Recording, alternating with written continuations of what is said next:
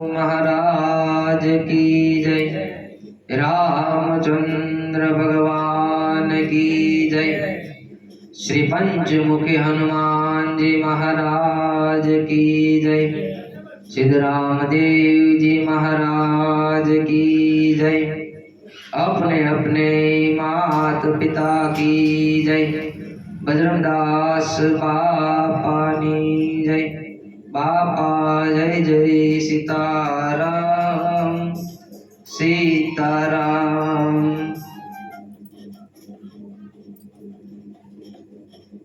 आज रोज अहिया पंचमुखी हनुमानजी मंदिरे बाबा रामदेव पीर नो गान रामायण नो गान अमे करी रह्या छीए।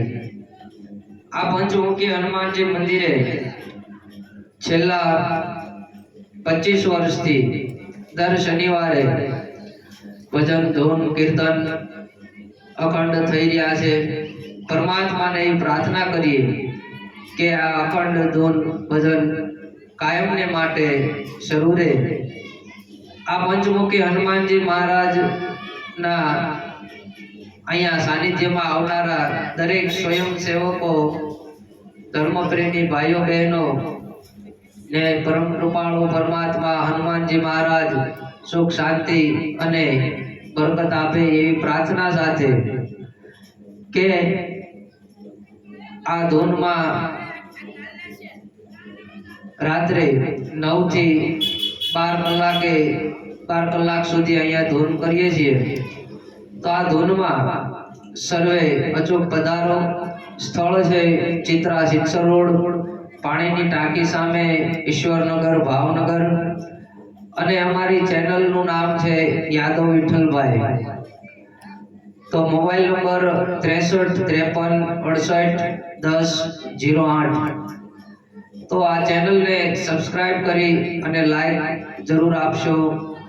अने तमने जे काई आमा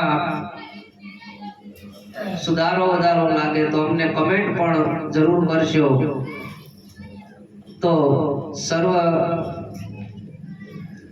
मित्रों ने आ चैनल में जोड़ावा माटे अमे विनंती करीए छीए। आज रोज द्वितीय दिवस रामदेव रामायण नो अने आ रामायण नो गान करी रह्या छीए। तो रामदेव पीर बापानी जय जयकार साथे आजनी शुरुआत करिए। बोलिए श्री रामदेव जी महाराज की जय।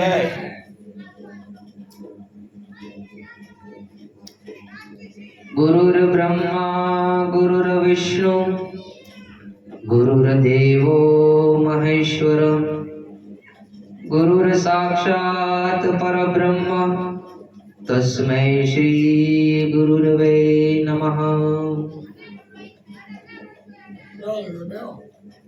अमर एदाणी आपड़ा पधार्या यजमल द्वार। धर्म रक्षण ना कारणे लीधो प्रभु अवतार।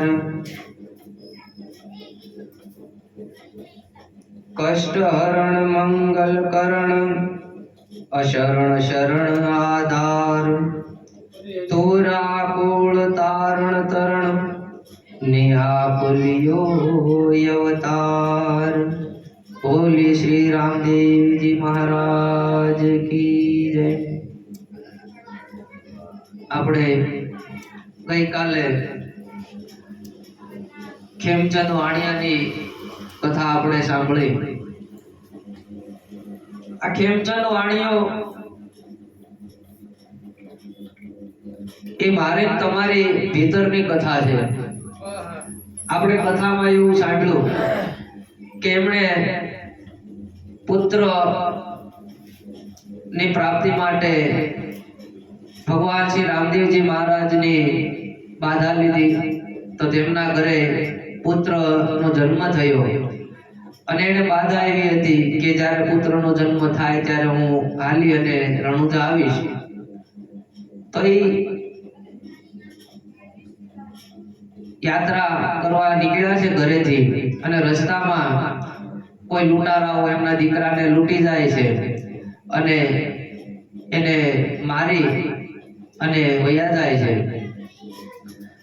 અને આ બાજુ નારાયણ સ્વામી ને જાણ પડતા તે દીકરા માથે આ રામદેવ રામાયણનો ગ્રંથ મૂક્યો અને દીકરો સજીવન થયો.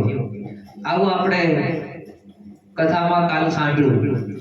પણ આ કથા મારી તમારી ભીતરની કથા છે કે ખેમચંદ વાણિયો એટલે આપણે પોતે આ વાણિયાને જ્યાં સુધી ભક્તિ ભાવ રૂપી દીકરો પ્રગટ નથી થયો, આપણે ભીતર જ્યાં સુધી ભક્તિ રૂપી દીકરો જન્મ નથી થયો ત્યાં સુધી આપણે વાંજ્યા છીએ. છતે દીકરે આપણે વાંજ્યા કહેવાય. ભલે ક્યાંક આપણે ભજન સત્સંગમાં ધૂનમાં જાતા હોય તો ઈ લેખે છે, પણ જેને કાંઈ ભજન સત્સંગ આરે કાંઈ લેના દેના જ નથી તો એનું જીવન વ્યર્થ છે. ભગવાને એવું કીધું છે કે મેં તમને 24 કલાક આપ્યા છે, એમાંથી ફક્ત 1 કલાક મને આપો. એને તો નહીં, પણ આપણે આપણી માટે જે કલાક કાઢવાની છે, આપણા આત્માના કલ્યાણ માટે આપણે 1 કલાક 24 કલાકમાંથી 1 કલાક કાઢવાની છે. 1 કલાક જો તમે પરમાત્મા માટે કાઢો તો તમારો જન્મ સફળ થાય. તો આ ભજન ભાવ ભક્તિ રૂપી દીકરો પ્રગટ નથી થયો, એનો જન્મ નથી થયો, એટલે આ ખેમચંદ વાણિયો વાંજ્યો છે. અને આ દીકરાને કોઈ લૂંટારાઓ મારી નાખે છે.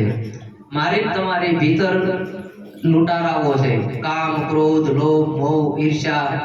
આ લૂંટારાઓ છે એ આપણી ભીતર ભક્તિ જાગવા નથી દેતા, આપણી ભક્તિને મારી નાખે છે. કાંઈક આપણે ભજન ધૂનમાં ગયા હોય તો આપણને બેહવા ન દે, હાલને આપણે કાંઈક વયા જાય, હાલને ફલાણા આટો મારી આવીએ. આ દીકરાને ભક્તિ ભાવરૂપી દીકરાને મારે છે. આપણને ઘણી વાર એવું થાય, ઘણા એમ કે અમારે ભાઈ ભજનમાં તો આવવું છે પણ સારું હોવાતું નથી. પણ એ કોણ રોકે છે? આપણી અંદરનો મોહ છે, આપણી અંદરનો અહંકાર છે, આપણી ભીતર જે માયા પડી છે, આપણને કઈ ઘરનું કામ બાકી છે, આ છે, એટલે ભજનમાં નથી આવવા દેતો. એટલે આપણી ભીતર જે ભક્તિ છે ને એને જન્મવા નથી દેતો. આ દીકરાને મારે છે. પણ એવું કઈ બને કરી કે કોઈ ગ્રંથ માથે મૂકીને દીકરા જીવતા થાય તો બધા એમ જ કરે, ગ્રંથ માથે મૂકીને જીવતા કરી નાખે.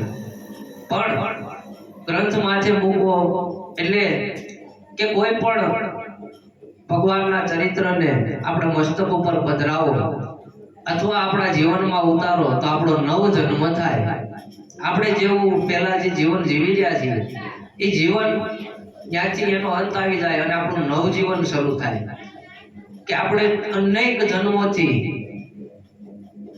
આપણે રીબાતા આવ્યા છીએ, અનેક જન્મોથી આપણે પછતાતા આવ્યા છીએ, છતાં આપણને હજી આ જન્મ મરણના ચક્કરમાંથી છૂટ્યા નથી.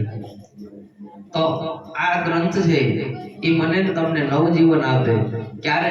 કે એ ચરિત્રને આપણે જ્યારે સાંભળી અને આપણા જીવનમાં ઉતારીએ ત્યારે આપણને ખબર પડે કે ઈશ્વર તત્વ શું છે. હું એમ કહું છું કે આપણી બધાની ભીતર ભગવાન છે. જો તમે ધારો તો તમે પોતે ભગવાન જ છો, પણ એને પ્રગટ કરવાનો છે. જેમ દૂધમાંથી ઘી તત્વ પ્રગટ થાય, દૂધમાં આપણને ઘી દેખાતું નથી પણ ઘી છે ખરી, એ મારા તમારા ઘટમાં ઈશ્વર છે અને છે. પણ એનું મંથન કરવું પડે, એમાં જામણ નાખવું પડે, એને વલોવવું પડે તો આ ઘી તત્વ નીકળે જ નીકળે. એમ આપણા ઘટ ભીતરની અંદર અંતર આપણે ઉતરીએ તો આપણી અંદર ઈશ્વર તત્વનું પ્રાગટ્ય થાય અને થાય. એટલે આપણો નવ જન્મ થાય અને પછી આ આવાગમનમાંથી આપણે મટી જાય. જે મહાપુરુષો સંતો થઈ ગયા એ પોતાની ઈચ્છા શક્તિથી દેહ છોડી શકે અને ઈચ્છા શક્તિથી દેહ ધારણ કરી શકે. પણ જો ભજન કરીએ તો, ભજન જ્યાં સુધી હું તમે ન કરીએ તો આપણને આ અજાણપણામાં આપણે રહી જશું. માટે ભગવાનના ચરિત્રને આપણે સાંભળી. આવી જ રીતે માણસને મૃત્યુનો ભય નથી, મરવું કોઈને ગમતું નથી. મરવા કોણ નથી દેતું આપણને, પણ મરવું પડે છે. એક દિવસ બધાને ખબર છે કે જવાનું છે, જવાનું છે, જવાનું છે, પણ આપણને અંતકાળે એવું મેં સાંભળ્યું છે કે અંતકાળે આપણને એવી વેદના થાય છે, હજારો વીછી આપણને ડંખ મારતા હોય ને આ જીવને એવી વેદના થાય છે. જેમ ફૂંકાઈ ગયેલું છાણ હોય અને એમાં વાળ ચોંટ્યો હોય એને ઉખાડવો જે મુશ્કેલ છે, એમ આ જીવ છે એ આ માયા હારે ચોંટી ગયો છે. અને અંતકાળે એને બધું યાદ આવે, ઓહો આ મારા ઘરના બધાને મૂકીને મારે જવાનું, હું આટલા વર્ષ આ બધા હારે રહ્યો, મેં મારું મકાન બનાવ્યું, મેં મારી આટલું આ કર્યું, આ છોકરાઓને ભણાવ્યા ગણાવ્યા ભરાવ્યા, પણ આ બધાને છોડીને જવાનું, આ આપણને છૂટવા ન દે. પણ જો ભજન કર્યું હોય તો આપણને ખ્યાલ આવી જાય કે હું તો આ ખાલી રાહદારી હતો, હું અહીંયા ખાલી પરમાત્માએ મને આ કાર્ય મળતું હતું, એ કાર્ય પૂરું કરી અને ભગવાન હું તો તમારી પાસે આવું છું. જેમ આપણે મકાનમાં રહેતા હોય અને નવું મકાન લીધું હોય ને આપણને કેવો મોજ થાય કે આપણે નવા મકાનમાં જવાનું છે, પણ જો ભાડાના મકાનમાં રહેતા હોય અને ઘરધણી એમ કે તમારે સાંજે સાંજે મકાન ખાલી કરી દેવાનું છે, તો આપણને કેવી વેદના થાય. પણ જો નવો મકાનનું નિર્માણ થઈ ગયું હોય તો આપણે મકાન માલિકને કહી દઈએ ભાઈ હું તારું મકાન ખાલી કરું છું, આ તારીખે તારું ભાડું આવી જાય. એમાં ભાડાનું મકાન છે ને આપણે આપણે ધણીને કહી દઈએ કે મારે નવું મકાન નિર્માણ થાય છે, હું તો અહીંયા લાવવાનો છું. તો આપણને આ કાળ આપણને ધક્કા મારીને કાઢે એની કરતા આપણે ભજન કરી અને આપણે સ્વેચ્છાએ દેહ છોડી દેવો છે કે ભાઈ હવે આ જૂનું મકાન પકડી ગયું છે, અમારા નથી જોતું, અમારે નવું મકાન લીધું છે. તો ભજન સત્સંગ મને તમને આવી શાન બતાવે, આવી ભાન કરાવે. તો આવું જ હિરણ્યકશિપુને થયું. હિરણાક્ષ અને હિરણ્યકશિપુ આ બે વિષ્ણુ ભગવાનના દ્વારપાળ હતા, જય વિજય, અને એને શ્રાપ મળ્યો હતો. ભાગવતમાં કથા છે કે તમે આ સનત ઋષિઓને જે રોક્યા એને કે ભાઈ ભગવાન આરામમાં છે, અને ત્યારે એ ઋષિ મુનિઓએ એને શ્રાપ આપ્યો કે તમે રાક્ષસ થાઓ. એટલે એનો જન્મ થયો હિરણાક્ષ અને હિરણ્યકશિપુ. આ હિરણાક્ષને આ પૃથ્વીને પાતાળમાં લઈ ગયો અને એ પૃથ્વીને છોડાવવા માટે ભગવાને વરાહ અવતાર લીધો હતો અને હિરણાક્ષનો વધ કર્યો. પણ એના ભાઈને મનમાં ખટકો રહી ગયો હતો હિરણ્યકશિપુને કે આ વિષ્ણુને મારે મૂકવો નથી. ભગવાનને કોઈ મારી શકે, કોઈ ન મારી શકે, પણ આનો અહંકાર એવો હતો કે હું વિષ્ણુની ભક્તિ કોઈને નહીં કરવા દઉં, બધાની અંદરથી વિષ્ણુનું નામ નિશાન કાઢી નાખીશ.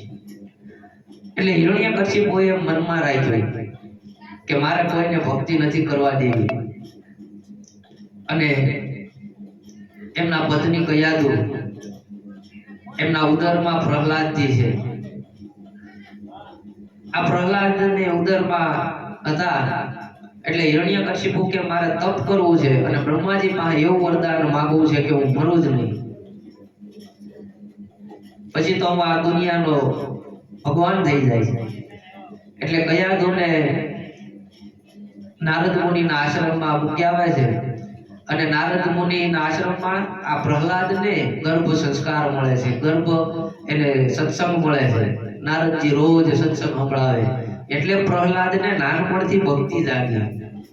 આ ગર્ભ સંસ્કાર જેવું કામ કરે. ઘણા વડીલો છે છોકરાઓને ક્યાંય મંદિરે ન લઈ જાય, સત્સંગમાં ન લઈ જાય, તમે નાનપણથી લઈ જાઓ, તમને મોટા થાય ને દીકરાઓ ત્યારે તમારું આમ ગઠપણ એટલું સુધરાઈ જાય ને. એટલે આપણે આપણા બાળકો નાનપણથી સંસ્કાર આપવાના છે. ભજન ધૂનમાં સત્સંગમાં ચોક્કસ લઈ જાઓ, એની અસર પડશે પડશે પડશે. તો ઘણા લોકો એવું માને કે એની ઉંમર નથી, નામ નથી. નહીં, નાનપણથી જે ઘાટ ઘડાય એ પછી મોટા થયા પછી નથી થતું. માટે નાનપણથી નાના બાળકોને મંદિરે સત્સંગ ભજન ધૂનમાં લઈ જાઓ. અથવા ન લઈ જાવ તો કાંઈ નહીં, પણ ઘરમાં પણ અડધી કલાક એવા ગ્રંથનું વાંચન કરી અને બધા હળીમળી બેઠી અને આવું સદગ્રંથનું જો વાંચન કરીએ ને તો આપણા ઘરની ઉર્જા પણ બદલાઈ જાય, ઘરમાં જે કંકાસ હોય એ પણ વયો જાય, કારણ કે ભગવાનનો વાસ થઈ જાય. માટે આ હિરણ્યકશિપુને એવો ભાવ લાગ્યો કે મારે હવે વિષ્ણુને દેખાડી દેવું છે. ઘોર તપ કર્યું છે અને બ્રહ્માજી પ્રગટ થયા છે. બ્રહ્માજીએ કીધું, બોલ તારે વરદાન શું જોવે છે? તો કે હું મરું જ નહીં, મને એવું વરદાન આપો. બ્રહ્માજી કે સૃષ્ટિ વિરુદ્ધનું કાંઈ કાર્ય થાય નહીં, મરવું તો બધાને જ પડે. જેણે જેણે આ ધરતી પર દેહ ધારણ કર્યો છે એને દેહ તો છોડવો પડે. તારે કાંઈ શરતી અમરપણું જોતું હોય તો લઈ લે, બાકી બીજું આમાં કાંઈ થાય નહીં, નકર હું આયલો. એટલે હિરણ્યકશિપુ કે આમના વયા જાય, મારું તપ આમ નમદાય, લાઈવ માગી લઉં. એટલે કે હું અંદરેય ન મરું, હું બહારેય ન મરું, આકાશમાંય ન મરું, ધરતીમાંય ન મરું, લોઢાથી ન મરું, લાકડાથી ન મરું, કોઈ અસ્ત્ર શસ્ત્રથી ન મરું, માણસથી ન મરું, પશુથી ન મરું, ફૂકાથી ન મરું, લીલાથી ન મરું. આવું અનેક શરતો મૂકી કે હું આકાશથી ન મરું એટલે કે કોઈ દેવતાય મને ન મારી શકે, ધરતી ઉપરથી તો કે કોઈ મનુષ્યથી ન મરું, અંદર એટલે કે હું ભીતરથી ન મરું, બહાર એટલે બાહ્ય મુખથી હું ન મરું. આવું એને ઘોર ભગવાન પાસે કેવું માગી લીધું. પણ ભગવાન પાસે બધા રસ્તા હોય. એટલે બ્રહ્માજી કે હવે તારે બીજું આગળ કેવું છે? તો કે નહીં, હવે લગભગ બધું આવી ગયું, હવે હું મરીશ નહીં. બ્રહ્માજી કે તથાસ્તુ. અને રાજી થતો આવ્યો છે. આ બાજુ એના નગરમાં બધે જાહેર કરી દીધું કે કોઈ વિષ્ણુની ભક્તિ કરી તો મારાથી ભૂલો કોઈ છે નહીં. હવે હું જ ભગવાન છું અને મારી જ ભક્તિ કરવાની. ધીરે ધીરે પ્રહલાદજી મોટા થયા છે. 4-5 વર્ષની ઉંમર થઈ છે પ્રહલાદજીની. પ્રહલાદને પણ એને કહી દીધું કે તારે રોજ સાંજે છે ને નગરમાં આંટો મારવાનો. કોઈ બીજાનું ભજન નથી કરતું ને તારે આંટો મારવાનો. જો કોઈ ભજન કરતું હોય તો મને કહી દેવાનું. એટલે પ્રહલાદજી એના મિત્રો સાથે બધે જાય છે. હવે પ્રજા તો રહેવું હોય એટલે શું કરે બજારી. પણ એ નગરમાં એક કર્ણકુંભાર અને શ્રીબાઈમાં એ છાના છૂપે ભગવાનની ભક્તિ કરતા. ભક્તિ કરવી અને બીન રહેવું એની કરતા પડકાર કરી દેવો, ભાઈ અમારે તો ભક્તિ કરવી છે, તમારે જેમ કરવું એમ કરજો. પણ આને તો ભક્તિ હતી એટલે બાણા બંધ કરી અને ભજન કરતા હતા. એવામાં કર્ણકુમાર માટલા ઘડે અને સાંજે બધા માટલા નિભાણામાં નાખી અને અગ્નિ પ્રગટાયો અને પછી ભજન કરવાની શરૂઆત કરે છે. અને બરોબર પ્રહલાદજીને ત્યાંથી નીકળવું. હજી 2 જણા વાતો કરે છે કે આપણે ભજનમાં બેહવું છે. અને ત્યાં એક બિલાડી આવી અને કૂદી અને આ બિલાડી મંડી દેકારો કરવા અને શ્રીબાઈ માને સાંભળી ગયું. ઓહો, આ મીંદડીના બચલા આપણે જે માટલા ઓલા નિંબાડામાં મૂક્યા ને એમાં એક માટલામાં રહી ગયા હતા. હવે શું થાય? એટલે કર્ણકુમાર કે એ બિલાડી, મારો સમૃદ્ધ ધણી છે, એ તારા બચ્ચાની રક્ષા કરશે. જે આખા જગતની રક્ષા કરી રહ્યો છે એ તારા બચ્ચાની નહીં કરે? જા, મારો વિશ્વાસ છે એવો. આવું કહી અને પ્રહલાદજી આ બધું સાંભળે છે કે મારો રઘુનાથ છે એ જરૂર તારી આ બચાવની રક્ષા કરશે. અને પ્રહલાદજી જોરથી કમાડ પકડાયો કે દરવાજો ખોલો. એટલે શ્રીબાઈ કે હવે ભગત આપણે મર્યા, કર્ણકુમાર કે જે થવું એ થાય, પણ હવે ખોલવું તો પડશે જ. પ્રહલાદજી કે રઘુનાથ કોણ છે તમારો? તો કે અમે જેનું ભજન કરીએ છીએ. મારા બાપ સિવાય કોનું તમે ભજન કરો છો? તમને ખબર નથી કે મારા બાપનું ભજન સિવાય આ નગરમાં કોઈને બીજા કોઈનું નામ લેવાની મનાઈ છે? એટલે કર્ણકુમાર કે તારા બાપનું છે એ તો એક થોડા ક્ષણ સુધી જ છે, પણ આ તો આખા જગતનો નિયંતા છે. અમે એને કેમ ભૂલી શકીએ? આખા જગતનું પાલન પોષણ કરનાર છે. મારી અંદર છે, તારી અંદર છે, આ સર્વ જગતમાં વ્યાપી રહેલો છે, જે આખા જગતને ચલાવી રહ્યો છે. અમે તો એનું ભજન કરીએ છીએ. એટલે પ્રહલાદજીને થોડોક ધક્કો લાગ્યો કે આવું કોણ હશે?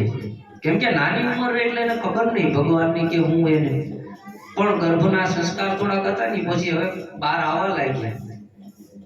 એને થોડોક ધક્કો તો લાગ્યો.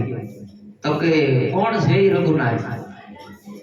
અને તમે આ બચલાવની વાત શું કરો? તો કે આ નિબાણામાં બચલા રહી ગયા છે અને હવે તો અગ્નિ પ્રગટી ગયો છે, પણ આ રઘુનાથ છે ને એની રક્ષા કરશે એવો અમારો દ્રઢ વિશ્વાસ છે.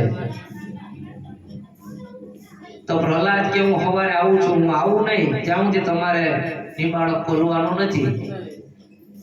હું આવું પછી ખોલજો, મારે જોવું છે તમારો રઘુનાથ કેવો છે. તો કે ભલે તું આવ પછી અમે ખોલશું. એટલે પાછા કમાડ બંધ કરી અને ભગવાનની ભજનમાં લાગી ગયા છે અને આર્તનાદ થઈ ગયો કે હે નોંદાના આધાર, હે અલકધણી, જો અમે તારું મન ધનથી તારી ભક્તિ કરી હોય, તારું ભજન કર્યું હોય તો અમારી લાજ રાખજે. આવું ભજન બે જણા કરે છે. સવાર પડ્યું અને પ્રહલાદ આવીને પકડાયું. પ્રહલાદે કીધું કમાડ ખોલો. કમાડ ખોલ્યા છે. માથે ઉભા રહ્યા પ્રહલાદજી. જેમ જેમ જેમ જેમ ખોલતા જાય એમાં બન્યું એવું કે જે 5 ઠામ હતા એ કાસા નીકળ્યા. એને અગ્નિ જ ન લાગ્યો અને બસલા એમ નામ એમ કેમ બહાર નીકળ્યા. પ્રહલાદજી કે આ કયું વિજ્ઞાન કામ કરી ગયું? તો કે તારા બાપમાં આ શક્તિ નથી એટલે અમે આનું ભજન કરીએ છીએ. એટલે પ્રહલાદજી પછી પગે લાગ્યા છે કે તમે જે ધર્મને જાણ્યું છે, તમે જે ધર્મને વર્યા છો, મને આ ધર્મની ઓળખાણ કરાવો, મને આ ધર્મ વિશે સમજાવો. એટલે શ્રીભાઈ કે અમારે મરવું છે, એક તો તારા બાપુજીનો આટલો ત્રાસ છે. તો કે જાઓ હું તમને વચન આપું છું કે તમારું નામ ક્યાંય નહીં આવે, પણ મારે આ જાણવું તો છે, મારા રઘુનાથને ઓળખવો છે. તો કે ખરેખર ઓળખવો છે? તો કે હા ઓળખવો છે. એટલે કે ભલે કાંઈ વાંધો નહીં, પણ આ વાતની કોઈને જાણ ન થવી જોઈએ. અને આપણી નજર સામે પ્રહલાદજી એ કેવા ભગવત ભક્ત બન્યા છે. ગમે એવું એની ઉપર સંકટ આવ્યું ભગવાને બચાવી લીધા છે. હિરણ્યકશ્યપુએ જેવું વરદાન માંગ્યું હતું કે હું અંદર નો મરું, બહાર નો મરું, કે ઉપર નો મરું, નીચે નો મરું, તો ભગવાને સ્તંભમાં પ્રાગટ્ય લીધું અને આ સ્તંભમાં પ્રાગટ્ય લઈ અને હિરણ્યકશ્યપુને ઉમરાની વચ્ચે અને આ નખથી એનો વધ કર્યો છે. કેમ કે નખ છે એ હુકાય નો કહેવાય, લીલાય નો કહેવાય, અસ્ત્ર નો કહેવાય, શસ્ત્ર નો કહેવાય. ઘરની અંદર નથી, બહાર નથી, ઉપર નથી ને હેઠે નથી. એને જેવું વરદાન માંગ્યું હતું એ પ્રમાણે એને મરણ આપ્યું. આપણો જેવો ભાવ છે ને ભગવાન એવી રીતે આપણો ભાવ બધો પૂરો કરે જ છે. એનો ભાવ એવો હતો ભગવાન એવી રીતે પ્રગટ થયો. તો ભગવાન આપણા ભાવ પૂરો કરવા આવે છે, પણ જો સાચો ભાવ હોય ને તો દર્શન થાય. અને અંતરદ્રષ્ટિ કરો એટલે તમે જ્યાં નજર કરો ત્યાં એના દર્શન થાય અને થાય. તો હિરણ્યકશ્યપુ એટલે મારે જ તમારી ભીતરનો અહંકાર છે.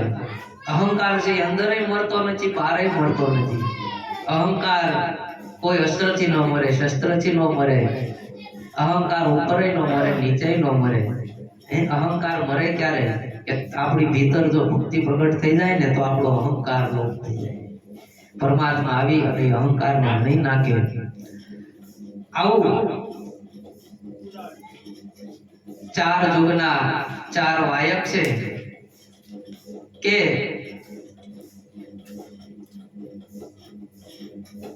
આપણે રે જીયાયો મને જીયાયો કોણ કામ આ ધર્મના દોરી આ ધણીને વાય કે રે જાય 68 તીરથ સદગુરુ ચરણે થાય. હેલો રે જગન રચિયો રાજા પ્રહલાદ રાય. એ તો હસ્તીને દોરીને લાવ્યા ધણીને દરબાર. સોના કેરો કળશ થાપ્યો, સોના કેરા પાટ, સોનાને સિંહાસન બેઠા ન કળંગનાથ. કોણ રાય ત્યારે પંડિત હતા ને કોણ રાય કોટવાળ. કોણ લાવે ગુરુની સેવા, કોણ લાવે થાળ. આદિનાથ ત્યારે પંડિત હતા ને ગણપતિ કોટવાળ. રાજા પ્રહલાદ લાવે ગુરુની સેવા, રત્નાવલી લાવે થાળ. ત્યારે વેજો વેજો એ હસ્તીને આવ્યા ધણીને દરબાર. 5 રે કરોડમાં કોળી પાવળ રે વર્તાય.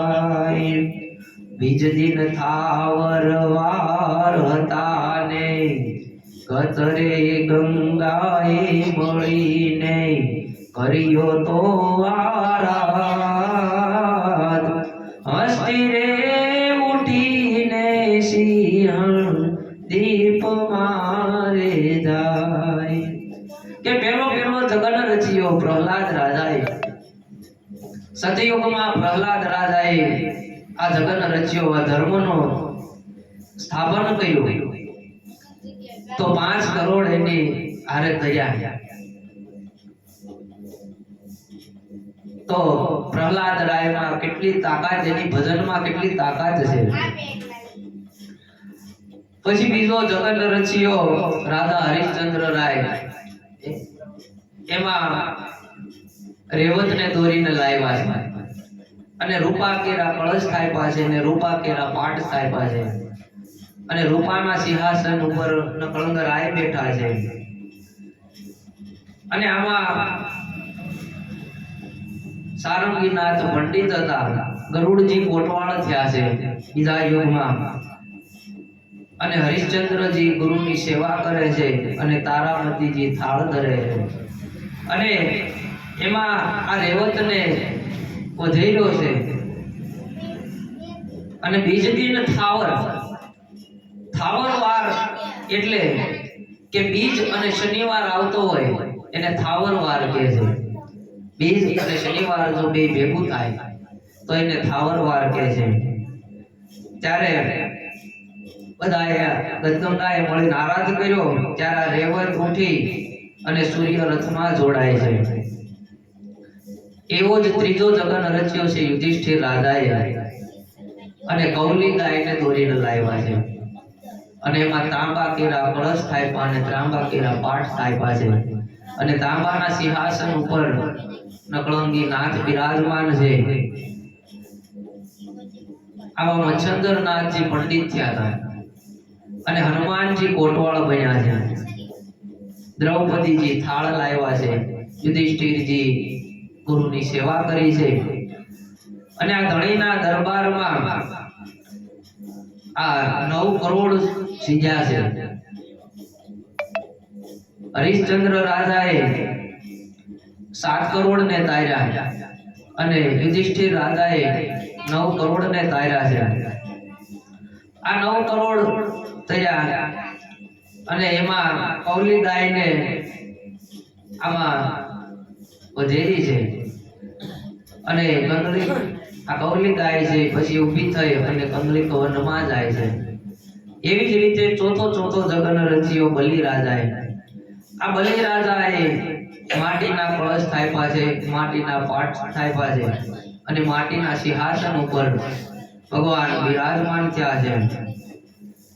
ત્યારે ગોરખનાથજી પંડિત થયા અને ભૈરવનાથ કોટવાળ થયા છે અને વિદ્યાવળીજી થાળ ધરે છે અને અજિયાને વેચી છે. અજિયા એટલે બકરી. આ બકરીને જ્યારે આમાં એને વેચી છે ત્યારે 12 કરોડ ને આમાં તાર્યા છે. અને જ્યારે આ અજિયાને વેચી ત્યારે અજિયા ઊભી ન થઈ. ત્યારે સંતોએ બધાએ ભેગા થઈ અને એવું કીધું કે હવે આ કળયુગની એંધાણી છે. આ 3 યુગમાં તો બેઠું છે પણ ખરેખર આવું થાય કરી કોઈ ગાયને વધેરે, કોઈ હાથીને વધેરે આવું ન કરે. કોઈ મહાપુરુષો કોઈની હિંસા ન કરે. પણ આ તો એક અધ્યાત્મ કથા છે અને આ જે 4 યુગના વાયક છે એ મેઘધારુઆ નામના મહાન સંતે આપણને સમજાવવા માટે આવી રચના કરી છે. તો મચંદરનાથ તો હજી હમણાં થયા. આમાં તો યુધિષ્ઠિર રાયનું બતાવે છે. ગોરખનાથજી હજી હમણાં છે. એ તો મચંદરનાથના શિષ્ય હતા અને બલિ રાજા તો ઘણો સમય થયો, વામન અવતારમાં થઈ ગયા. પણ મારી તમારી ભીતરની આ એક એવી કથા છે જે સમજાવવા માંગી રહ્યા છે કે પેલો જે પાઠ રચ્યો એ શ્રદ્ધાનો પાઠ હતો. સતયુગમાં પ્રહલાદ રાજાએ જે પાઠ રચ્યો એ શ્રદ્ધાનો પાઠ હતો અને આ સતયુગમાં કોટવાળ ગણપતિ થયા છે. તો કોટવાળ ગણપતિ એટલે મારી તમારી ભીતર જે વિવેક છે એ ગણપતિ છે. જ્યાં સુધી વિવેક પ્રગટ ન થાય ત્યાં સુધી કોઈ કાર્ય સફળ ન થાય. આપણે કોઈ પણ સારું કાર્ય કરીએ એટલે ગણપતિને પહેલા આપણે આરાધ કરીએ છીએ. ગણપતિનું પહેલું સ્થાપન થાય. તો ગણપતિ એટલે મારી તમારી ભીતર એવું વિવેક પ્રગટ થવો જોઈએ. મરણમાં તમારે જોવું કે મરણ એક પ્રસંગ જ છે. મરણ પ્રસંગ આપણે કહીએ તો એમાં ગણપતિને બેહારવામાં નથી આવતા કારણ કે એના વિવેક આપોઆપ આવી જાય. મરણમાં વિવેક ગોતવા ન જવો પડે. પણ કે લગ્ન પ્રસંગ હોય તો ત્યાં વિવેકની જરૂર પડે કારણ કે લગ્ન પ્રસંગમાં ઘણું થાય એમાં એટલે વિવેકની જરૂર પડે. માટે ગણપતિ આમાં કોટવાળ થયા છે અને ગુંજર હસ્તી જે કહીએ આપણે એટલે હાથી અને આ ગદગંગામાં કોરી એટલે કે પ્રસાદ. હાથીને વધેરી અને પ્રસાદ વેચાય એવું કઈ બને નહીં. પણ હાથીનું મસ્તક કાપવું એટલે આપણી ભીતરનો અહંકાર કાપવાની વાત છે. મારો તમારો અહંકાર કપાઈ જાય તો આપણે પ્રસાદ રૂપ થઈ જાય બધે. અને એમાં 5 કરોડ જેટલા તૈયાર. આ 5 કરોડ તૈયાર એટલે આ 5 તત્વોનો દેહ છે. આ 5 તત્વોના દેહની વાત કરવામાં આવી છે. અને સોના કેરા પાટ અને સોનાના સિંહાસન એટલે પહેલા સતયુગમાં માણસો સોના જેવા હતા. નથી કહેતા કે ભાઈ એ તો માણસો સોના જેવા છે એમ. કે પેલા સત્યનું જ આચરણ થતું. કોઈ કોઈનું ખરાબ કરતું નહીં, કોઈ કોઈને દુભાવતું નહીં. બધા ધ્યાની પુરુષો હતા, બધા ધ્યાન મગ્ન થઈને હાલતા. એટલે એ સોનાના સિંહાસન ઉપર ભગવાન બેઠા હતા. જેમ જેમ યુગ આગળ વધતો ગયો એમ ઘટતું ગયું. પછી રૂપાના આવ્યા, પછી ત્રાંબાના આવ્યા અને હવે તો છેલ્લે માટીના થઈ ગયા. બીજો પાઠ છે વચનનો. આ બીજો પાઠ વચનનો ઈ ત્રેતા યુગમાં હરિશ્ચંદ્ર રાજાએ આપ્યો અને એમાં કોટવાળજી ગરુડજી થયા છે. ગરુડજી એટલે ગતિશીલતા. મારી તમારી ગતિશીલતા છે એ ગરુડ છે. અને એમાં ઘોડાને વધેરવામાં આવ્યો છે, રેવતને. તો ઘોડો એટલે મારો તમારા મનની જે કામનાઓ છે, આ કામનાઓને વેંધવાની છે. ત્યાં સુધી મારી તમારી ભીતર ભક્તિ પ્રગટ ન થાય. પહેલા તો અહંકારને હણવો પડે, પછી મારી તમારી કામનાને હણવી પડે. આ કામના હણાઈ જાય એટલે આપણી ગતિ વધે. એટલે ગરુડજી કોટવાળા થયા છે. અને 7 કરોડ એટલે આપણી 7 ભૂમિકા છે. એ 7 ભૂમિકાનું નિર્માણ થાય. અને રૂપો એટલે ત્યારે પછી લોકો મંત્ર સાધના કરવા માંડ્યા, યોગ કરવા માંડ્યા. પછી એ ઓલામાં આવી ગયા બધા, પૂજા પાઠ ને હવન ને નિયમન. એટલે પછી રૂપા માગણ આવી ગયા કે મન જેવી બધા માણસો થઈ ગયા, પોતાનું મનનું કરવા માંડ્યા. ત્રીજો પાઠ છે એ વિશ્વાસનો પાઠ છે. દ્વાપર યુગમાં આ યુધિષ્ઠિર રાજા અને દ્રૌપદી, એમાં કોટવાળજી હનુમાનજી થયા છે. હનુમાનજી એટલે મારે તમારું ભીતરનું જો માન હણાઈ જાય તો આપણે હનુમાનજી જેવા બની શકીએ. પણ માનમાં આપણે અધૂરા રહી જાય છે. અમને ગાદી તક્યા દે તો અમે આવીએ, અમને આમંત્રણ આપે તો આવીએ, અમને આમ કરો તો અમે આવીએ, અમને અહીંયા ન બોલાવ્યા. ઘણી વાર આપણે બેઠા હોય તો આપણને એમ થાય મને બોલાવે ને તો ઊભું થવું છે, આવું થાય. એટલે માન પાન આ બધું હણાઈ જાય તો આપણે હનુમાનજી થઈ શકીએ. કૌલી ગાય એટલે આપણી ભીતરની ઈર્ષ્યા. આ ઈર્ષ્યા મને તમને કઈ આગળ પ્રગતિ કરવા નથી દેતી. આપણાથી કોઈક આગળ વધ્યો હોય એટલે આપણે ઈર્ષ્યા થાય. દરિયા જેવો માણા હોય, દરિયા દિલ જેવો, પણ એની ભીતર ખૂણામાં ક્યાંક ઈર્ષ્યા તો પડી જ હોય. એ વેલા મોડી ઈર્ષ્યા પ્રગટ થાય જ. અને 9 કરોડ ને તાર્યા છે ત્રીજા યુગમાં. તો 9 કરોડ એટલે મારી તમારી નવધા ભક્તિ આ ત્રીજા યુગમાં થાય. ચોથો પાઠ છે શરણાગતિનો. બલિ રાજાએ શરણાગતિ સ્વીકારી છે. અને કળયુગમાં બલિ રાજા અને વિંધ્યાવલી રાણીએ અને ભૈરવનાથ કોટવાળ થયા છે. અને અજિયા બકરી ને આમાં વેચવામાં આવી છે. અજિયા એટલે મારી તમારી ભીતર જે વાસના પડી છે, આ વાસના છૂટતી નથી. આ બધું કદાચ છૂટી જાય પણ વાસના આપણી ભીતર રહી જાય. એટલે બકરી ઊભી નથી થતી. માણસ મરે એટલે વાસના એની રહી જાય, ઊભી ન થાય. એક બાબા છેલ્લી અણીએ મરવા પડ્યા અને બધા દીકરાની બધા ખાટલા ને પલંગ ની ફરતા બેહી ગયા છે કે બાપુજી તમારે કઈ કેવું છે? એટલે બાપા મરતા આમ બોલે વાહ સા એમ બોલે, પણ હરખું બોલી ન કે કેમ કે છેલ્લા શ્વાસા હાલતા હતા બાપાના. એટલે છોકરાઓ કે કઈક વાસા નામનું ખાતું રહી જતું હોય છે બાપુનું. અને જો કઈક કોઈની પાસે લેવાના રહી જાય તો કઈક અધૂરું રહી જાય. એટલે મોટો છોકરો હતો ને નાનકાન કે તું જલ્દી દોડીને જા ડોક્ટરને બોલાય અને આ ભાભો કઈક બોલતો થાય ને એવું કઈક કરવાનું છે, નકર કઈક વાસા નામનું ખાતું રહી જાય ને તો આપણું કઈક નુકસાન થાય. એટલે છોકરો ગયો દોડતો ડોક્ટર ને કે તમારે અત્યારે વિઝિટમાં આવવાનું છે. ડોક્ટર કે અત્યારે વિઝિટમાં આવું પણ 1000 રૂપિયા થાય. 1000 ના કાકા પણ તમારે અત્યારે આવવાનું છે. અને મારા બાપુજી છેલ્લા શ્વાસ લે છે અને એ કઈક વાસા બોલે છે. એવું કઈક ઇન્જેક્શન આપો કે 2 મિનિટ ખાલી બોલી દે ને એવું કઈક પાવરફુલ ઇન્જેક્શન આપી દો. તો કે ઇન્જેક્શન આપી દઉં કે તાર બાપા 10 મિનિટ બેઠા થઈ જાય. પણ 25000 નું થાય ઇન્જેક્શન. 25000 નહીં 30000 આપું પણ અત્યારે હાલો. એ લાવ્યો ડોક્ટર ને લઈને, ડોક્ટર આમ કરીને ઇન્જેક્શન ચડાવ્યું અને બાબાને દીધું. થોડીક વારમાં બાબા બેઠા થયા, ઇન્જેક્શન નો પાવર લાગ્યો અને બધા આમ કરીને જોયે, બાબા હું કે છે કે મૂર્ખાઓ મારી સામું જોવો માં, ઓલો વાસળો હાવડી થાવે એમ કહું છું. હાવડી ઈ કે 40,000 ની પડી. આ તમારે કહેવાનું હતું. હારો ઈ કે 40,000 આમાં નાખી દીધા. એને મરતા મરતા એ હાવડીમાં જીવ હતો. એટલે અંતકાળે આપણને આ વાસના છૂટતી નથી.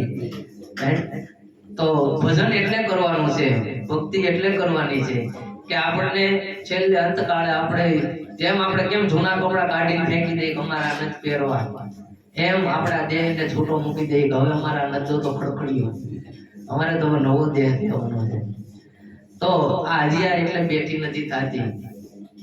કળિયુગમાં માણસોને મોહ ને વાસના ના કાંઈ છૂટવાનું જ નથી.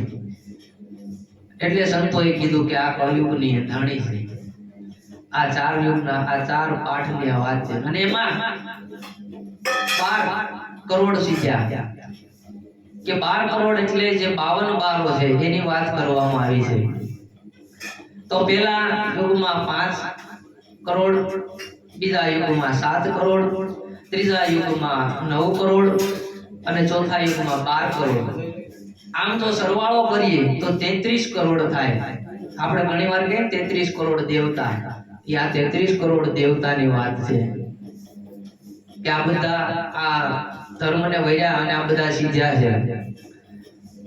તો કોઈ એવો એક જાનૈયો ભણતો હોય અને એમાં કેટલા લોકોને આણવા માણવા ને બધું મળે, એમ આપણા કોઈ શહેરમાં કે આપણા ગામમાં કોઈ આવો મહાપુરુષ પાકે, કોઈ એવો ભજનાનંદી કોઈ પાકી જાય તો આપણું ગામ આખું ધરી જાય. બગદાણા નામ ક્યાંથી ઓળખાય તો કે બજરંગદાસ બાપાના નામથી ઓળખાય. ચિત્રા ક્યાંથી ઓળખાય તો કે મસ્તરામ બાપાનું ચિત્રા છે. તે એમ આ બધી વાત છે. તો આ પ્રહલાદ રાયની આપણે વાત કરી કે પ્રહલાદ રાજાએ આ 5 કરોડને તારી દીધા. નાનપણની ઉંમર 5 વર્ષની ઉંમર. તો પ્રહલાદ રાય અત્યારે એનું જીવન દ્રષ્ટાંત રૂપ થઈ ગયું. હવે આગળ આપણે કથા લેવાની છે રામદેવ રામાયણની. આપણે પહેલા શરૂઆત તો કરી. તો રામદેવજીનો અવતાર લેવાનું કારણ ભગવાન છે એ સંતોના અને લોક કલ્યાણ માટે અહીં અવતાર લે છે. સાધુ સંતો માટે આવે છે. કોઈના કામ કરવા નથી આવતા. કોઈ મારું આ કામ કરજો કે આ કરજો એટલા માટે નથી આવતા. પણ અવતારને કોઈ સમજી નથી શકતું. રામાપીરને સમાધિ લેવાનું કારણ શું?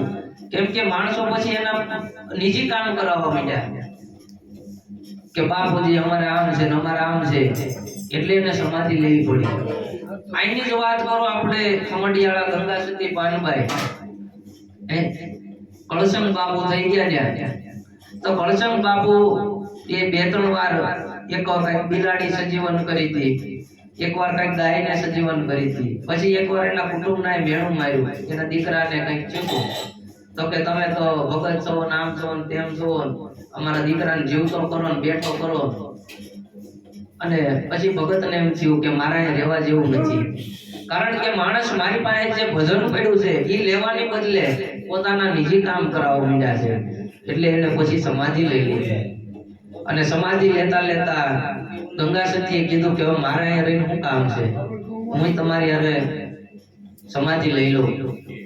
એટલે કળસંગ બાપુએ ના પાડી કે તમારે હજી એ પાનભાઈને તૈયાર કરવાના છે, પછી તમારે આવવાનું છે. જો મરવા માટે કેટલા આતુર થાય. એ સમાધિ લેવી કઈ જેવી તેવી વસ્તુ છે, પણ જો ભજન કર્યું હોય તો આ વસ્તુ શક્ય બને. એટલે ગંગા સતીએ 52 દિવસ સુધી પાનભાઈને 52 ભજન સંભળાવ્યા છે. દરેક ભજનમાં એટલો મર્મ ભર્યો છે કે આવા ભજન આપણે લગભગ ક્યાંય નહીં સાંભળ્યા. એક એક શબ્દમાં કાંઈક ને કાંઈક અધ્યાત્મ પડ્યું છે. એટલે 52 દિવસ સુધી અને 52 દિવસમાં પાનબાઈને તૈયાર કરી દીધા અને પછી પોતે નિર્વાણ પદને પામ્યા. એમણે સમાધિ લીધી. પછી પાનબાઈ છે એ 3 જ ભજન બોલ્યા છે અને એ પણ નિર્વાણ પદને પામી ગયા છે. તો આપણે એવું તો કાંઈ ન કરી શકીએ તો કાંઈ નહીં, પણ ભજન સત્સંગ ધૂનમાં જઈ અને આપણે 1 કલાક બગાડવી. એવું હું તો એમ કહું છું, રોજ ક્યાંય ન જાઓ તો કાંઈ નહીં, પણ ઘરે બેસીને કાંઈક નિયમ લેવો કે હું કાંઈક હનુમાન ચાલીસા બોલીશ કે એકાદું ભગવાનનું ભજન બોલીશ, પણ 1 કલાક પરમાત્મા માટે હું કાઢીશ. તો આવી રીતે આ કથા આપણે આગળ રામદેવ ચરિત્ર તરફ આપણે પ્રયાણ કરશું. અને આગળ આવે છે અનંગપાલ રાજાની વાત. રામદેવ પીરનો વંશ છે ઈ આ પાંડવોનો જે કુળ છે એમાંથી જ આગળ વિસ્તાર થયો છે. અને એમાં જ આગળ અનંગપાલ રાજા અને એ બધા ત્યાં છે. તો એની કથા આપણે કાલ આવશે. અને આમાં બહુ તમને સમજવા જેવું, સાંભળવા જેવું, કારણ કે મેં આખું પુસ્તક વાંચ્યું અને એ વાંચ્યું એટલે મને એવું લાગ્યું કે નહીં, જીવનમાં ઉતારવા જેવું છે, બીજાને કીધા જેવું છે, કોઈનું જીવન સુધરે એવું છે. મારું જીવન પણ ઘણું આમાં સુધર્યું છે, મને ઘણું આમાં જાણવા મળ્યું છે. માટે આ ગ્રંથને ખરેખર સાંભળવા જેવો છે. જો આટલું સાંભળતા આપણું મન આ સ્થિર થતું હોય તો આ ગ્રંથને એમ કીધું તું મારા મસ્તકમાં મૂક્યો દીકરો સજીવન થયો તો આપણું નવજીવન કેમ ન થાય? એટલે એક પરચાની પાછળ કઈક અધ્યાત્મ પડ્યું છે રામદેવજી મહારાજનું. તો આપણે આવતીકાલે અનંતપાલ રાજાની કથાથી આપણે શરૂઆત કરશું અને ત્યાંથી આપણી આ રામદેવ રામાયણની કથા આરંભ થાય. ત્યાં સુધી સદગુરુ મહારાજ કી જય, સિદ્ધરામદેવજી મહારાજ કી જય, શ્રી પંચमुखी हनुमानजी महाराज की जय, रामचंद्र भगवान की जय. ओम नमः पार्वती पते हर हर महादेव हर.